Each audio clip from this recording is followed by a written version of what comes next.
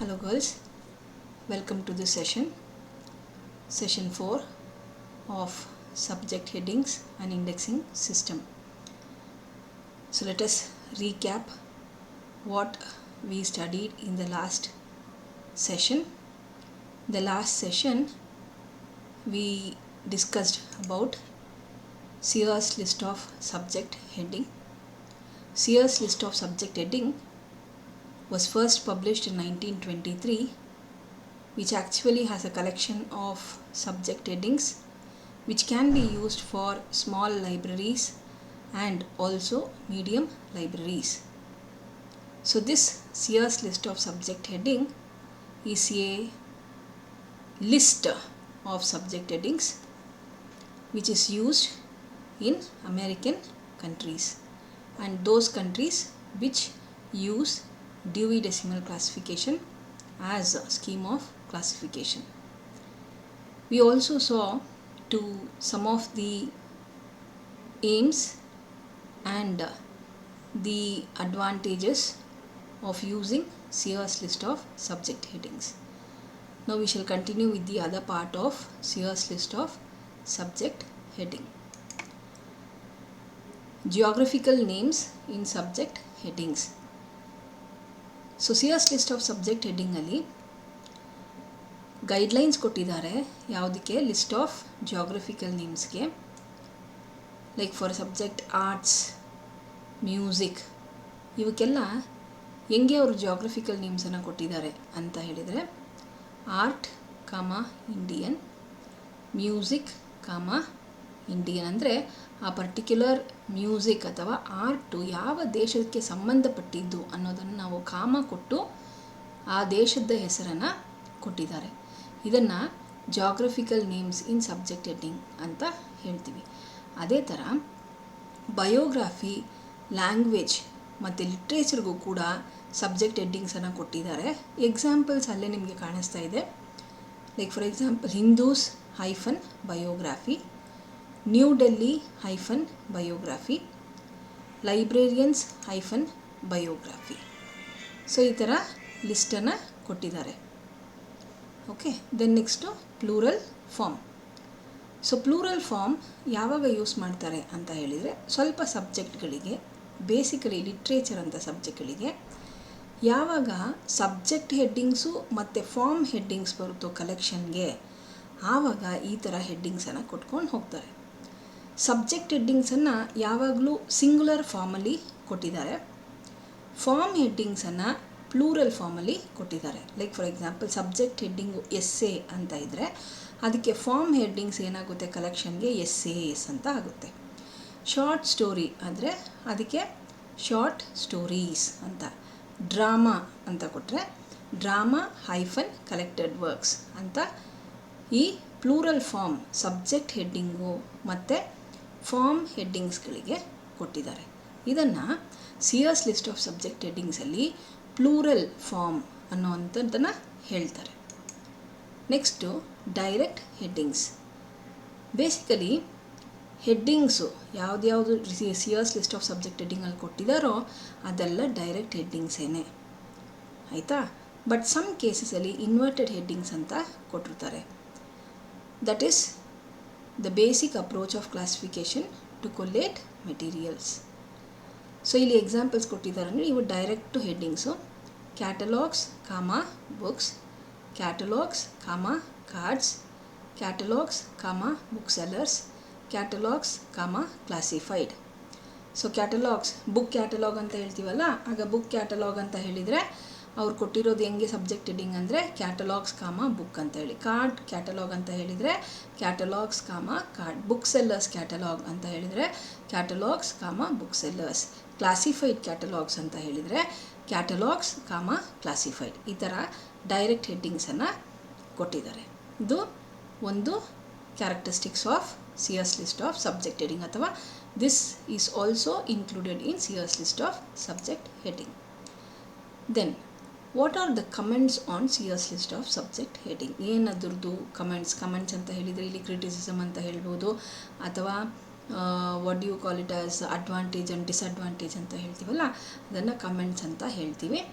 So ಇಲ್ಲಿ C S list of ಸಬ್ಜೆಕ್ಟಲ್ಲಿ ನಾವು ಒಂದು ನೋಡೋಕ್ಕೆ ಹೋದರೆ ಏನಾಗುತ್ತೆ ಅಂತ ಹೇಳಿದರೆ, ಎಲ್ಲ ಲಿಸ್ಟು ಅವ್ರು ಕೊಟ್ಟಿದ್ರು ಈಸಿಯಾಗಿ ನಾವು ಲಿಸ್ಟನ್ನು ಹುಡುಕಿ ಕ್ಲಾಸಿಫಿಕೇಷನ್ ಸ್ಕೀಮನ್ನು ನೋಡಿಕೊಂಡು ಆ ಸ್ಕೀಮ್ ಯಾವುದು ನಂಬರ್ ಕೊಟ್ಟಿದ್ದಾರೋ ಆ ಕ್ಲಾಸ್ ನಂಬರ್ ನೋಡ್ಕೊಂಡು ನಾವು C S list of subject ಹೆಡ್ಡಿಂಗಲ್ಲಿ ಹೆಡ್ಡಿಂಗ್ಸನ್ನು ನೋಡಿಕೊಂಡ್ರೂ ಸಮ್ ನಾನ್ ಸಿನಾನಿಮಸ್ ಸಬ್ಜೆಕ್ಟ್ಸ್ಗಳಿಗೆ ನಮಗೆ ಲಿಸ್ಟ್ಗಳನ್ನು ಅಷ್ಟು ಸರಿಯಾಗಿ ಹೋಲಿಸೋಂಗೆ ಕೊಟ್ಟಿಲ್ಲ. Like for example religious history ಅಂತ ಕೊಟ್ಟಾಗ ಇವರು ಸಿ ಚರ್ಚ್ ಹಿಸ್ಟ್ರಿ ಅಂತ ಕೊಟ್ಟಿದ್ದಾರೆ. ಈಗ ರಿಲೀಜಿಯಸ್ ಅಂತ ಹೇಳಿದರೆ ಅದು ಯಾವ ರಿಲಿಜನ್ ಬೇಕಾದರೂ ಆಗ್ಬೋದು, ಹಿಂದೂ ರಿಲಿಜನ್ ಆಗಿರ್ಬೋದು, ಮುಸ್ಲಿಮ್ ರಿಲಿಜನ್ ಆಗಿರ್ಬೋದು, ಬುದ್ಧಿಸ್ಟ್ ರಿಲಿಜನ್ ಆಗಿರ್ಬೋದು, ಅವ್ರು ಯಾವುದೇ ರಿಲಿಜನ್ ಆದರೂ ಆಗಿರ್ಬೋದು. ಬಟ್ ಇಲ್ಲಿ C S list of subject ಹೆಡ್ಡಿಂಗಲ್ಲಿ ಹೆಂಗೆ ಕೊಟ್ಟಿದ್ದಾರೆ, ಚರ್ಚ್ ಹಿಸ್ಟ್ರಿ ಅಂತ ಕೊಟ್ಟಿದ್ದಾರೆ, ಅಂದರೆ ಕ್ರಿಸ್ಟಿಯಾನಿಟಿಗೆ ಸಂಬಂಧಪಟ್ಟಂಗೆ ಕೊಟ್ಟಿದ್ದಾರೆ.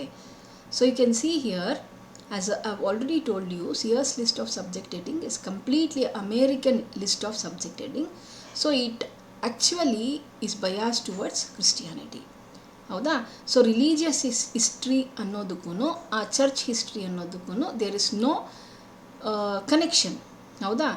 ಅವರು ಒಂದು ಪರ್ಟಿಕ್ಯುಲರ್ ರಿಲಿಜನ್ ಬಗ್ಗೆ ಮಾತಾಡಿದ್ದಾರೆ. ಬಟ್ ಇಲ್ಲಿ ನಮಗೆ ರಿಲೀಜಿಯಸ್ ಅಂತ ಹೇಳಿದರೆ ಯಾವ ರಿಲಿಜನ್ ಬೇಕಾದರೂ ಆಗ್ಬೋದು. ಅದೊಂದು ಡಿಸಡ್ವಾಂಟೇಜ್ ಅಂತ ಹೇಳ್ಬೋದು. ಮತ್ತು ಇನ್ನೊಂದು ಡಿಸಡ್ವಾಂಟೇಜ್ ಏನು ಅಂತ ಹೇಳಿದರೆ, ನೀವು ಯೂಸೇಜಲ್ಲಿ ನೋಡಿರ್ಬೋದು ಅಮೇರಿಕನ್ ಸ್ಪೆಲ್ಲಿಂಗ್ಸನ್ನು ಯೂಸ್ ಮಾಡಿದ್ದಾರೆ. ಅದೇ ಥರ ಟರ್ಮಿನಾಲಜೀಸ್ ಏನೇನು ಯೂಸ್ ಮಾಡಿದಾರೋ that is for the subject heading, that is a list which is American. ಹೌದಾ? So they have given greatest importance to American country. ಹೌದಾ? So American country, American language, American spelling, American religion. Okay, so all those depends completely on American country, right? So terminologies which is used, spellings which are used also are in the form of American language. Then subject headings of importance and special library to American libraries have been provided in great detail. And as I told you, there is a prejudice. ಹೌದಾ? ಯಾಕೆ ಎಲ್ಲನೂ American ಲೈಬ್ರರಿಗೆ ಸಂಬಂಧಪಟ್ಟಂಗೆ ಮಾಡಿದ್ದಾರೆ. ಯಾಕೆ ಅಂತ ಹೇಳಿದರೆ, ಈ C S list of subject heading it is based on the experience and practices which are made in American library. So almost American people ಯಾವ ಥರ ಸಬ್ಜೆಕ್ಟ್ ಹೆಡ್ಡಿಂಗ್ಸನ್ನು ಹುಡ್ಕೊಂಬರ್ಬೋದು, ಅಮೇರಿಕನ್ ಪೀಪಲ್ ಯಾವ ಥರ ಸ್ಪೆಲ್ಲಿಂಗ್ಸನ್ನು ಯೂಸ್ ಮಾಡ್ಬೋದು, ಯಾವ ಟರ್ಮಿನಾಲಜಿನ ಯೂಸ್ ಮಾಡ್ಬೋದು, ಆ ಎಕ್ಸ್ಪೀರಿಯನ್ಸು ಆ ಪ್ರಾಕ್ಟೀಸ್ ಮೇಲೆ ಈ C S list of subject ಹೆಡ್ಡಿಂಗನ್ನು ಮಾಡಿದ್ದಾರೆ. ಹೌದಾ? ಸೊ ಹಂಗಾಗಿ it is greatly in American ಲೈಬ್ರರಿಗೆ ಸಂಬಂಧಪಟ್ಟಂಗೆ ಇದೆ. ಹೌದಾ? ಸೊ ಹಂಗಾಗಿ ದಿಸ್ ಇಸ್ ಅ ಡಿಸಡ್ವಾಂಟೇಜ್ ಅಂತ ಹೇಳ್ಬೋದು. ಯಾಕಂದರೆ ಬೇರೆ ಕಂಟ್ರಿಗಳು ಯೂಸ್ ಮಾಡಬೇಕು ಅಂತ ಹೇಳಿದ್ರೆ, like for example India, Pakistan ಇವರೆಲ್ಲ ಯೂಸ್ ಮಾಡಬೇಕು ಅಂತ ಹೇಳಿದಾಗ we depend on British spellings ಅಥವಾ ಬ್ರಿಟಿಷ್ ಇಂಗ್ಲೀಷ್, ಬ್ರಿಟನ್ ಇಂಗ್ಲೀಷ್ ಅಂತ ಹೇಳ್ತೀವಿ. ಸೊ ಆವಾಗ ನಾವು ಅಮೇರಿಕನ್ ಇಂಗ್ಲೀಷಿಂದ ಬ್ರಿಟನ್ ಇಂಗ್ಲೀಷ್ಗೆ ಕನ್ವರ್ಟ್ ಮಾಡ್ಕೋಬೇಕಾಗುತ್ತೆ some of the terminologies and spellings. Okay, this is the disadvantage of CS list of subject heading. Girls, I hope you would have understood about CS list of subject heading.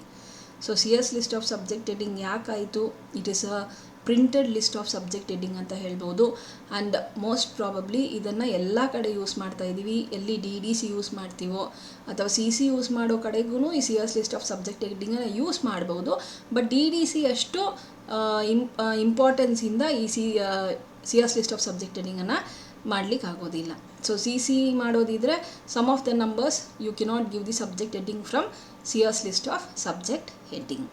So this is how the CS list of subject heading is working. I hope you would have understood. If any doubts, girls, you can ask me.